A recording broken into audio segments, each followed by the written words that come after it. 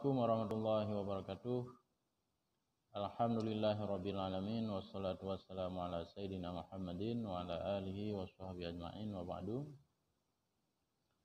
Para pemirsa sekalian, pada kesempatan ini saya kembali menyapa para pemirsa untuk berbagi suatu pengetahuan. Mudah-mudahan ini bermanfaat baik bagi diri saya sendiri maupun bagi siapapun yang menonton video ini. Jadi pada kesempatan ini saya ingin membahas satu topik, mungkin hal ini tidak asing di telinga kita ataupun di kalangan pelajar, yaitu terkait dengan ilmu usul fikih. Jadi pada segmen ini saya akan menyampaikan sebuah pengantar atau sebatas pengantar saja. Nanti saya akan melanjutkan materi ini itu pada video-video selanjutnya. Jadi usul fikih ini merupakan salah satu cabang ilmu dalam Islam, cabang pengetahuan dalam Islam yang mengkaji tentang kaidah-kaidah istinbat hukum Islam.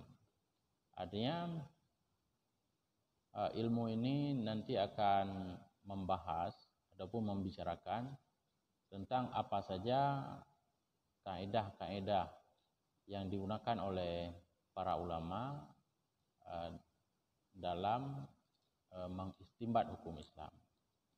Istinbat hukum Islam itu dapat kita artikan yaitu menggali hukum Islam. Hukum Islam itu merupakan sesuatu yang masih tersembunyi, belum jelas, jadi masih bersifat abstrak. Jadi kemudian hukum Islam ini diperjelas, ditemukan, dirumuskan ataupun dikonkretkan oleh ilmu usul fikih. Adapun dengan kaidah-kaidah usul fikih. Jadi kaidah-kaidah ini dapat kita pahami sebagai metode ataupun pendekatan yang dapat kita gunakan untuk memahami hukum Islam.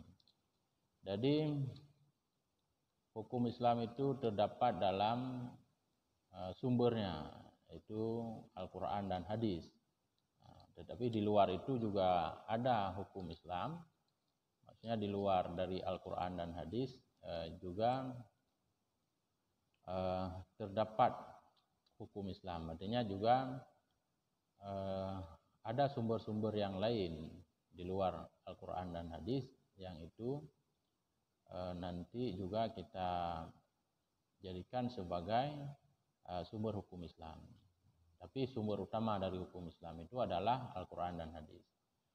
Kemudian Al-Quran dan Hadis ini menjelaskan tentang hukum Islam. Dia ada yang secara sarih, ada yang secara ada yang sarih, yang jelas, ada yang tidak sarih, begitu, tidak jelas. Jadi ada yang bersifat khusus, ada yang bersifat umum. Jadi dengan ilmu ataupun dengan kaidah usul fikih, maka hukum-hukum yang terdapat dalam sumber-sumber tersebut, baik dari Al-Quran maupun hadis, kemudian coba kita konkretkan menjadi sebuah hukum yang jelas, sebuah hukum yang sifatnya amaliyah ataupun yang sifatnya praktis, bisa diamalkan oleh masyarakat, gitu. Nah, jadi ilmu usul fikih ini sangat-sangat penting ya dalam kehidupan umat Islam. Dalam tujuannya adalah untuk bisa merumuskan berbagai hukum yang dibutuhkan oleh umat Islam dalam kehidupan ini. Kita tahu bahwa para ulama terdahulu sudah menyusun kitab-kitab fikih yang cukup banyak, cukup tebal, pembahasannya yang panjang lebar, ya. Berbagai hukum dapat kita lihat di sana. Ini perlu kita pahami bahwa adalah itu merupakan produk dari usul fikih. Para ulama terdahulu memahami hukum yang sedemikian luas, ya, sedemikian banyak, sedemikian sistematis, sedemikian komprehensif ataupun menyeluruh, itu karena penguasaan mereka terhadap usul fikih. Maka untuk zaman sekarang, kalau kita ingin mengembangkan hukum Islam, maka diharuskan kita untuk menguasai usul fikih. Itu menjadi salah satu syarat yang tidak boleh tidak harus dimiliki oleh setiap orang yang ingin mendedikasikan diri menjadi ahli hukum, ya. Menjadi ahli hukum ataupun menjadi seorang ulama ataupun seorang yang memposisikan diri sebagai orang yang akan memberikan fatwa hukum. Jadi pengetahuannya tentang usul fikih ini harus betul-betul baik, karena itu merupakan salah satu syarat. Nah, baik, dengan pengetahuan yang baik tentang ilmu usul fikih ini, maka pengembangan ataupun perkembangan hukum Islam ini akan senantiasa terjadi. Kenapa belakangan ini disebut bahwa perkembangan hukum Islam berjalan lambat, ya, bahkan disebut dengan stagnan. Stagnan itu artinya berjalan di tempat, tidak ada perkembangan. Nah, jadi salah satu penyebabnya adalah karena pengetahuan dari usul fikih itu yang kurang. Nah, jadi sudah sedikit sekali orang yang menguasai usul fikih dan mengaplikasikannya dalam praktek istinbat hukum Islam.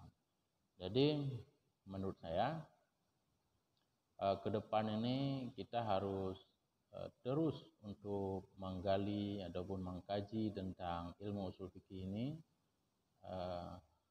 seserius mungkin,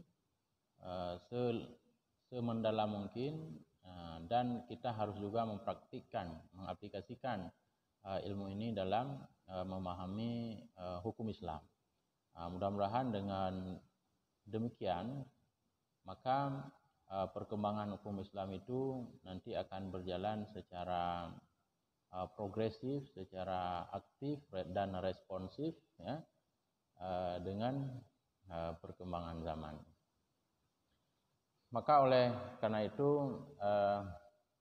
saya ulangi bahwa usul fikih ini, kita kembali kepada pengertian usul fikih ini. Jadi usul fikih ini adalah ilmu tentang kaedah-kaedah yang berguna, ya, untuk menggali hukum Islam. Jadi kaedah ini bisa disebut sebagai metode, bisa juga disebut sebagai pendekatan. Jadi dengan metode tersebut, dengan kaedah tersebut, dengan pendekatan tersebut, kita memahami hukum Islam, ya. Jadi usul fikih ini memiliki banyak kaedah, ataupun kita balik bahwa ada banyak kaedah usul fikih yang sudah dirumuskan oleh para ulama terdahulu, dan itu perlu kita pahami dan kita aplikasikan dalam kegiatan istinbat hukum Islam ataupun dalam kehidupan kita sehari-hari. Contoh dari kaidah usul fikih itu ada seperti qiyas, kemudian ada ijma, ya, ada istihsan, ada uruf, ada maslahah mursalah dan seterusnya. Saya nanti pada video-video berikutnya akan menjelaskan satu persatu dari kaidah ini secara lebih mendetail. Ya. Jadi untuk video kali ini saya hanya memberikan pengantar saja bahwa usul fikih adalah ilmu yang sangat penting dalam Islam untuk mengembangkan hukum Islam yang akan diamalkan oleh masyarakat. Dengan memahami usul fikih, maka dapat dipastikan bahwa pengembangan hukum Islam ya, di dunia Muslim ini akan senantiasa berjalan dan akan senantiasa solutif, ya, artinya dapat memberi berbagai solusi bagi berbagai permasalahan yang dihadapi oleh masyarakat. Jadi ini yang sangat penting yang perlu dipahami oleh generasi Islam, ya, bahwa mereka harus menguasai ilmu usul fikih supaya dapat mengembangkan hukum Islam dan juga Islam itu sendiri secara lebih meluas dan tidak tertinggal dari peradaban Barat ataupun peradaban yang lain. Jadi peradaban Muslim ini dia harus terus berjalan, bahkan dia bisa bersaing. Bahkan bila perlu kita harus lebih unggul ya, dari peradaban yang lain. Ini tentu dengan kita menguasai ilmu usul fikih salah satunya. Jadi usul fikih ini disebut juga dengan epistemologi hukum Islam. Ya. Artinya ilmu yang membahas ya, bagaimana kita memahami hukum Islam itu secara metodologis, ya, secara benar, sehingga bisa disebut sebagai ilmu pengetahuan. Artinya hasil dari kajian kita itu dapat disebut sebagai ilmu pengetahuan karena dia dikaji secara metodologis, kemudian juga teruji validitasnya. Baik, jadi pada kesempatan ini cuma itu saja yang bisa saya sampaikan. Mudah-mudahan bermanfaat bagi kita semua. Saya akhiri dengan mengucapkan Assalamualaikum warahmatullahi wabarakatuh.